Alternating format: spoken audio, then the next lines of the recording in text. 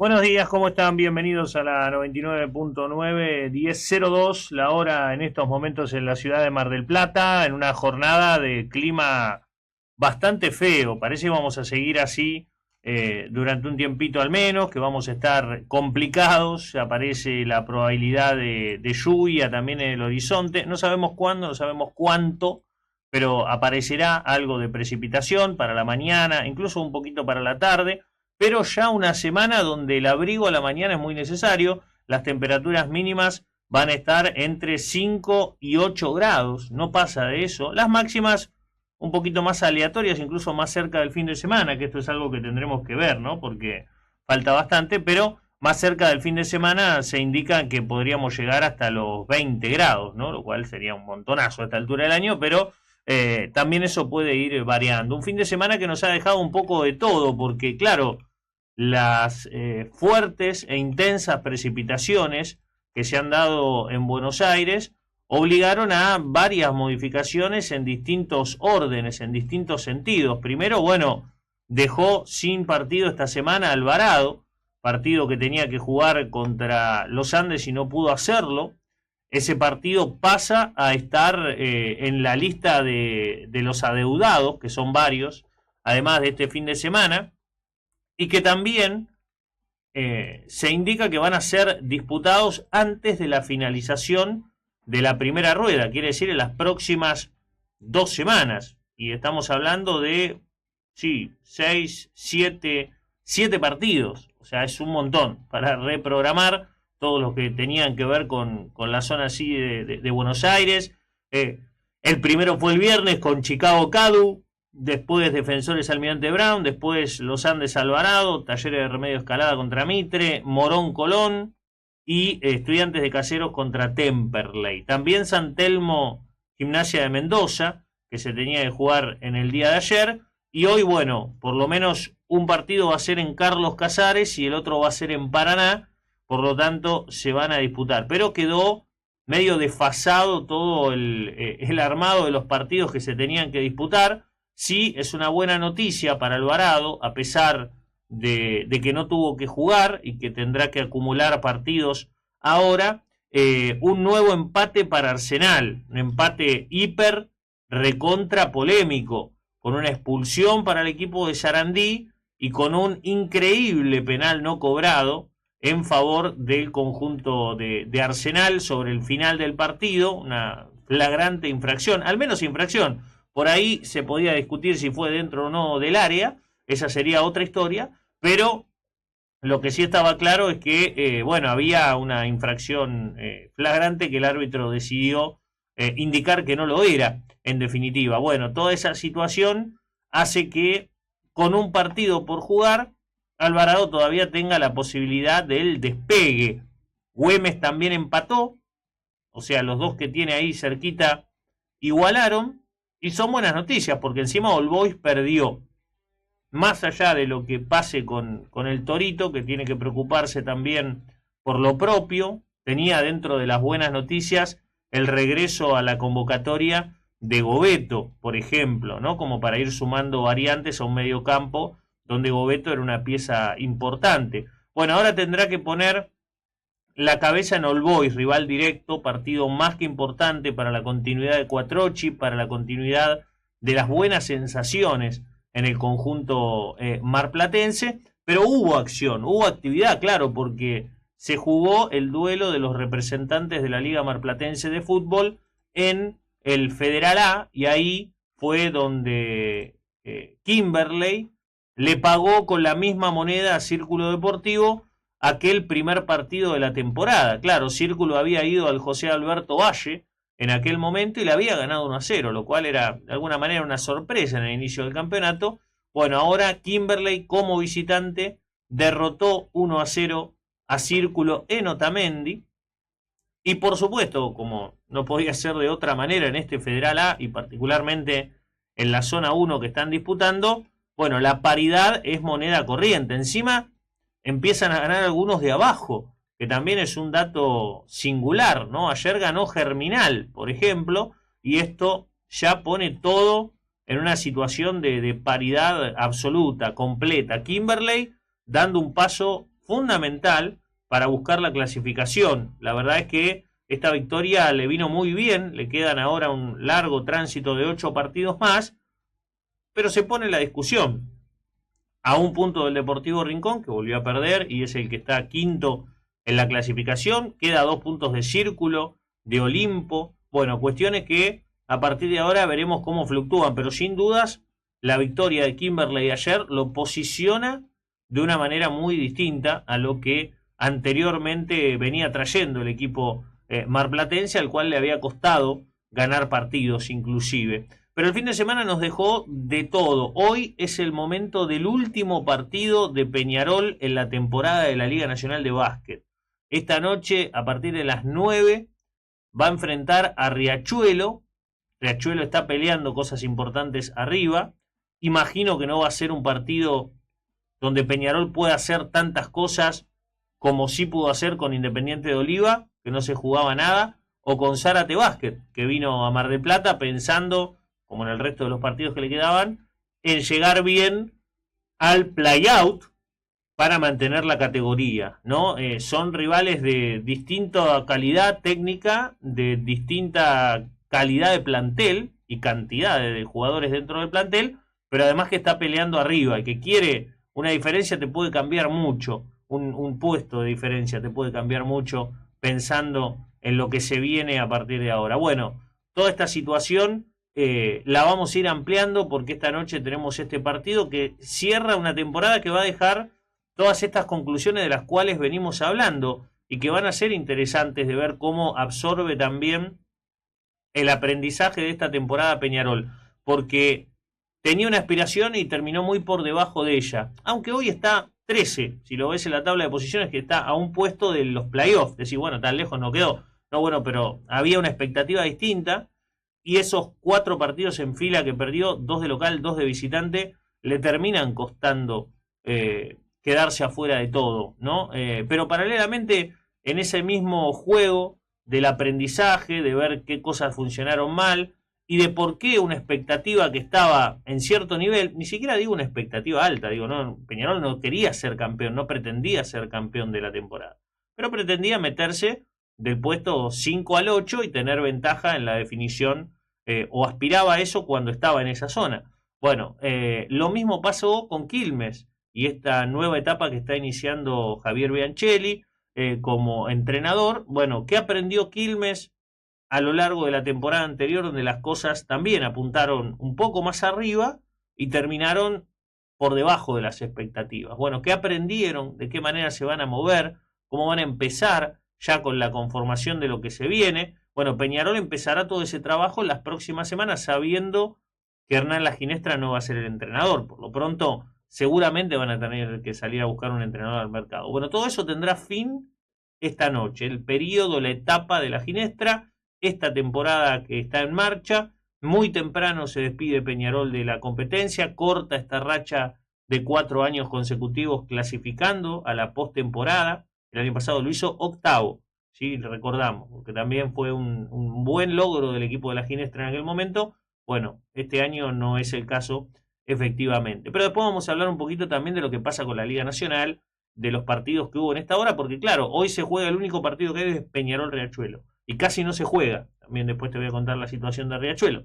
Y mañana son los últimos partidos, aunque queda uno pendiente que hay que ver cuándo se termina jugando. Pero fue un fin de semana también marcado por el automovilismo, está claro, la presencia y el reingreso a la grilla de pilotos titulares de Franco Colapinto traía toda esta expectativa que se generó en el público argentino, que había quedado enganchado de la Fórmula 1 también. ¿Por qué? Porque hasta hace un año y pico, mucha gente de la Fórmula 1 le pasaba muy por el costado. Pero después de la experiencia Colapinto a finales del 2024 y de este paso Alpine, que lo tenía como piloto de reserva, que algunas competencias ni siquiera viajó, igual el argentino había quedado como enganchado, de decir, bueno, a ver, este año cómo están las cosas, cómo le va a Dujan, inclusive a ver si Colapinto tiene chance o no.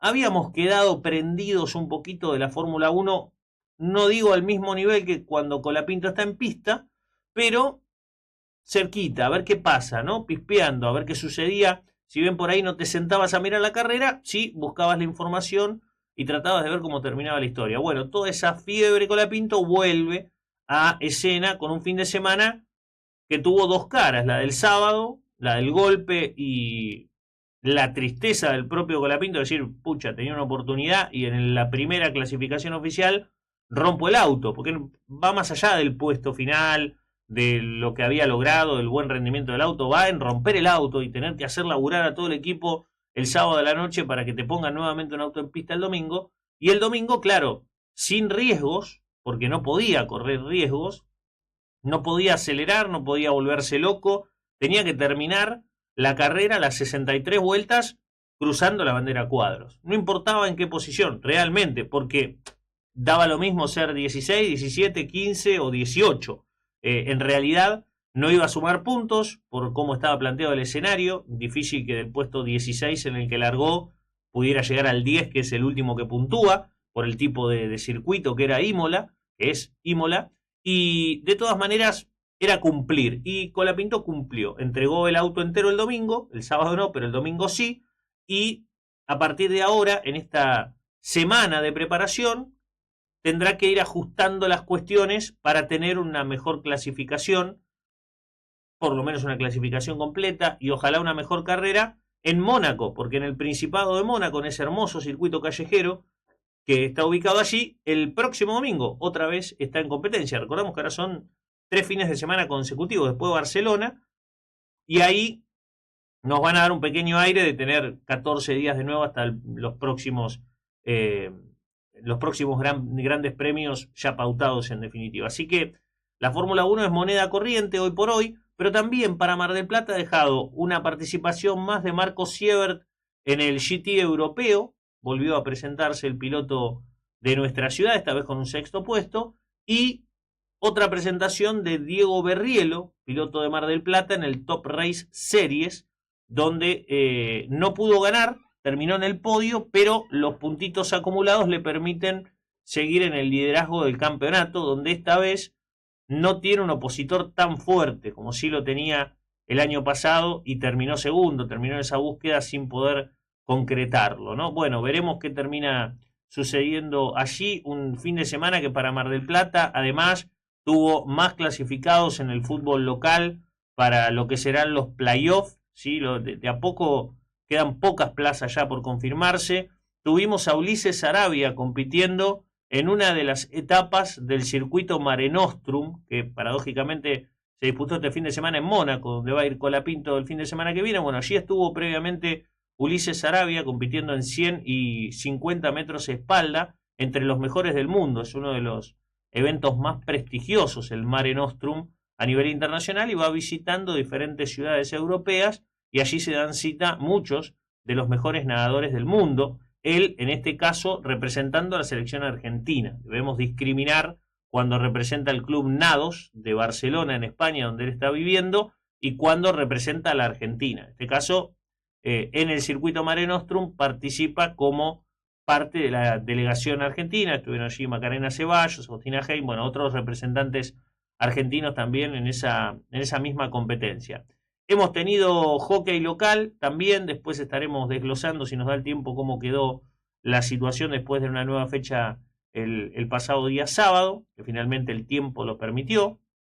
Y también tuvimos boxeo, porque el sábado debutó y con victoria por puntos en fallo unánime Zoe Fernández, nueva boxeadora profesional que desde este sábado en la Sociedad de Fomento del Barrio Regional se transforma en una de las pocas profesionales activas que tiene la ciudad de Mar del Plata. Realmente son pocas en materia de boxeo y ella, bueno, recién está iniciando su carrera. Veremos hasta dónde llega, si empieza a encontrar continuidad. Es difícil. También es verdad que dependiendo cómo te manejes la carrera y con quién te vayas asociando, hay veces que con 6, 7 peleas llegas a un título del mundo. Es increíble en ese sentido el boxeo femenino. La falta de mucha competencia o de muchos boxeadores o boxeadoras en diferentes categorías hace que por ahí con 6, 7 peleas profesionales ya estés en una eliminatoria mundialista, y algunas tienen hasta la fortuna de ir a disputar un título mundial con 6 peleas profesionales, que es muy poco realmente. Pero también hemos tenido a Gonzalo Manríquez peleando en Canadá, derrota por nocaut en la primera vuelta, no aguantó demasiado, está claro, tenía un rival de mayor nivel adelante, olímpico, medalla de bronce en París 2024. O sea, el año pasado Wyatt Sanders, que fue su rival, había ganado la medalla de bronce en un juego olímpico, y a eso se fue a enfrentar Gonzalo sabiendo que tenía las de perder. Bueno, no pudo soportar ni siquiera un round, terminó con knockout en esta nueva presentación para el boxeo de Mar del Plata en el plano internacional. Ya ahora creo, vamos a ver si nos sorprende, porque el boxeo siempre en este sentido nos sorprende, creo que hasta junio no tenemos ninguna otra presentación local, pero bueno, puede pasar, puede haber presentaciones en definitiva que surjan de improviso, como suele suceder con el boxeo a nivel nacional por sobre todas las cosas. Ayer tuvimos la victoria de Huracán en el inicio de los cuartos de final de la Liga Profesional de Fútbol, gran victoria porque Rosario Central venía con un invicto importante en Arroyito, en su propia casa, y le ganó, fue allí ante una fiesta montada por la gente de Central, impresionante el recibimiento, impresionante también el momento que está viviendo el equipo de Ariel Olan, y sin embargo se quedó con las manos vacías, después de ser el mejor equipo de la fase regular, de haber ganado una zona recontra difícil, compitiendo contra Independiente, contra San Lorenzo, contra River. Bueno, terminó puntero, parecía que era el gran candidato y se queda fuera en cuartos de final, que es muy pronto, y ese gol de Massanti mete a este efectivo equipo de Kudelka en semifinales. Ya sabemos que dentro de este cuadro de semis, uno de los protagonistas va a ser Huracán, y el rival, por supuesto, se va a conocer en el día de hoy. Hoy es el único día que hay dos partidos, Argentinos San Lorenzo y Boca Independiente, que juegan 21:30 con el morbo de un clásico y que uno de los dos equipos va a quedar afuera, en definitiva, de la competencia. Siempre para el morbo es mejor que quede Boca afuera, por una cuestión lógica. También hay una de las imágenes que hoy ya tiene repercusiones inmediatas, no solo el gol de Julián Álvarez, ¿no? Que fue un golazo, el gol de tiro libre, digo, porque metió dos y asistió a Correa en el restante para la muy buena victoria del Atlético de Madrid. Pero hay una imagen que, bueno, habla por sí sola, que es luego del partido de Aston Villa, el último partido frente a Tottenham, el último partido como local en el Villa Park